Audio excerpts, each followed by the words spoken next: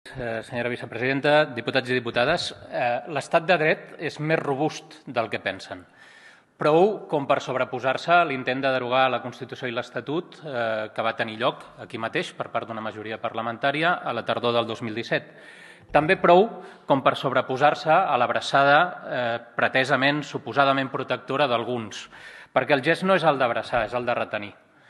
El gest amb prou feines oculta la intenció de segrestar i de bloquejar les institucions, una actitud quasi insurreccional de la dreta política, mediàtica, econòmica i financera que ha trobat en els darrers dies portaveus disposats a dir del president del govern sorgit de les urnes i de la confiança del Congrés dels Diputats que és un dictador o que pretén establir un règim totalitari o que és un colpista o fins i tot que el titllen de gentussa més darrerament.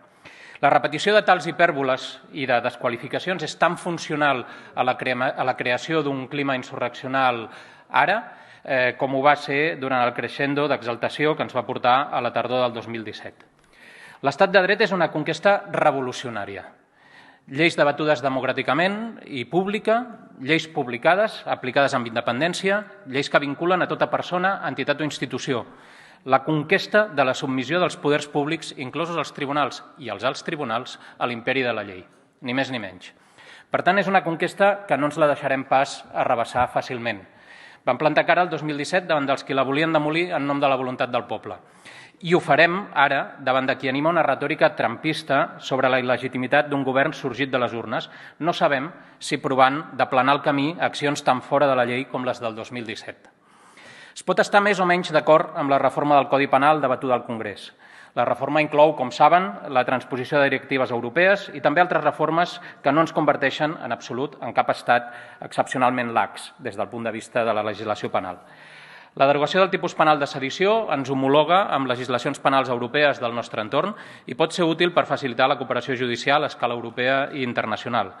La reforma de la tipificació de la malversació, al contrari del que hem sentit en la intervenció del grup que promou la moció, que és un cas claríssim de premissa falsa, no suposa la despenalització de cap forma de malversació. Repeteixo, no suposa la despenalització de cap forma de malversació. Tot ús irregular o arbitrari del patrimoni públic estarà sancionat al Codi Penal.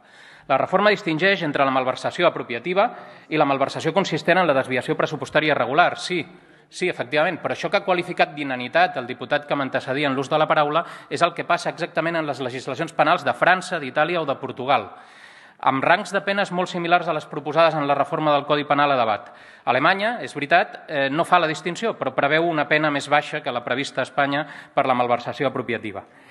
És més, la reforma inclou 3 novetats més. L'enduriment de les condicions d'accés als atenuants de la malversació, relatives tant al moment en què s'ha de produir la devolució del patrimoni malversat com al fet de que la col·laboració amb la justícia o amb la policia no només s'exigirà com a activa, com és en l'actualitat, sinó també com a eficaç, és a dir, que produeixi resultats.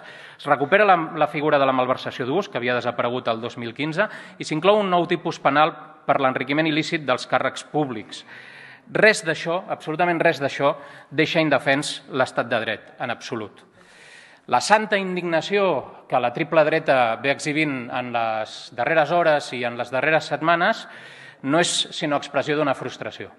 Concretament, la frustració del full de ruta amb el que havien aquestes triples dretes fantasiat durant els darrers mesos, des de l'inici de la pandèmia i especialment des de l'esclat de la crisi de preus provocada per la guerra a Ucraïna. No s'ha produït el caos i l'apocalipsi que poc dissimuladament desitjaven, que obertament pregonaven i que semblen disposats a intentar provocar perquè creuen que això els apropa a la recuperació d'un poder que estan convençuts que els correspon per naturalesa exercir. Així que confiem nosaltres, els socialistes i les socialistes, en el seny i el criteri de la ciutadania de Catalunya i del conjunt d'Espanya que fuig tan lluny com pot dels salvapàtries i del fervor patriòtic que alguns intenten encendre.